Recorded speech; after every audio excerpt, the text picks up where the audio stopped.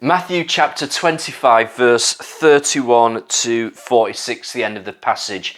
It's the parable of the sheep and the goats.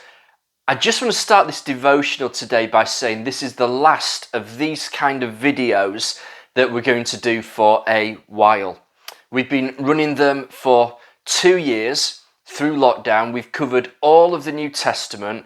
I hope that you've got a lot out of these videos. I certainly have enjoyed playing my part in making them. And I just want to say a huge thank you to those who have produced the rotors for the contributions, those who have uploaded videos to multiple platforms, Facebook, YouTube and so on, and those who have contributed to writing and delivering these 5-minute devotionals.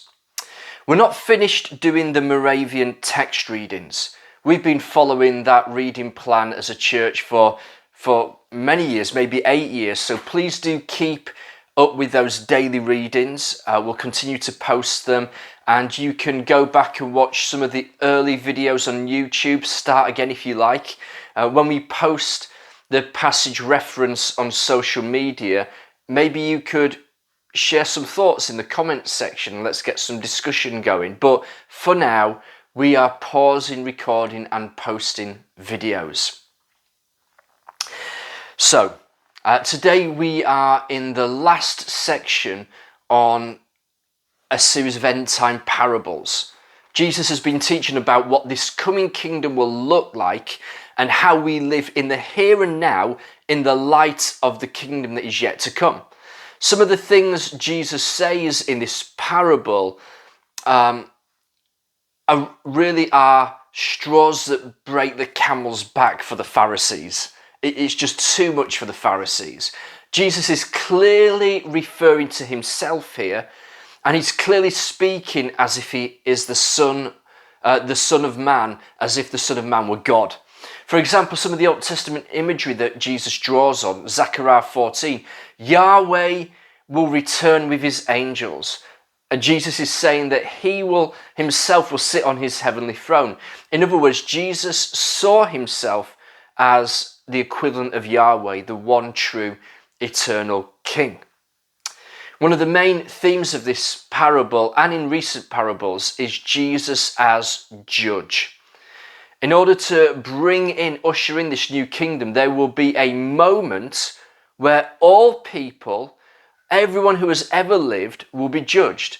And that judgment will determine, their access into this new kingdom or not. And Jesus says of himself that he will be that judge. And again, this is how the Old Testament describes only Yahweh, God. For example, Isaiah 33. And Jesus wasn't some good moral teacher.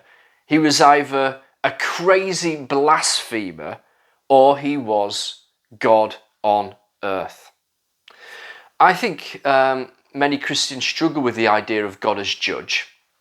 We love the idea of end time reward, but we struggle with the idea of end time punishment, separation, hell. We have a problem with a loving God doing that sort of thing. But I think we create an even greater problem if we have a just and good God who doesn't punish evil. As humans, we long for justice, don't we? But of course, this is not our world, and we are not the judges of this world. We are creatures in God's creation, and he alone is judge because he is altogether different from us. Now, this end time judgment is described as like a separation by a farmer separating sheep and goats. Sheep and goats are pretty indistinguishable from a distance, but farmers know there is one clear distinction between sheep and goats. Sheep can be led. Sheep can be herded. Goats cannot. Goats are independent. Goats do their own thing. And the behaviours here really come down to, I suppose, how we care for the least in society. In this parable, the goats do not feed the hungry, they do not host the stranger, but the sheep do.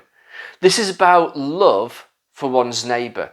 This is how we are called to live here and now in preparation for this coming kingdom. And I don't think for one minute that this passage is a gospel of works, as some argue. Good deeds to earn salvation and achieve salvation. I say that confidently because you could come to that conclusion if you only read this passage in isolation. We have to read this passage in the light of the whole of the Bible. There are lots of people who do very good deeds, far better deeds than you and I, but the issue here is, well, are they in the flock or not? Jesus says, doesn't he? He says, my sheep know my voice. And I think that the good deeds are best understood within that metaphor of the actions of those within the flock of Jesus. For those of us in the flock who have been called by name by the Good Shepherd, we are his sheep, we belong to him, then our good deeds reflex out of that identity. Works reflexing out of faith, responsibility reflexing out of relationship, action out of identity. Thank you for journeying with us through the past 2 years. I pray we'll continue to journey together through the scriptures as a community, as a flock of sheep together, that we'll continue to hear his voice. And I pray you'll have a blessed day.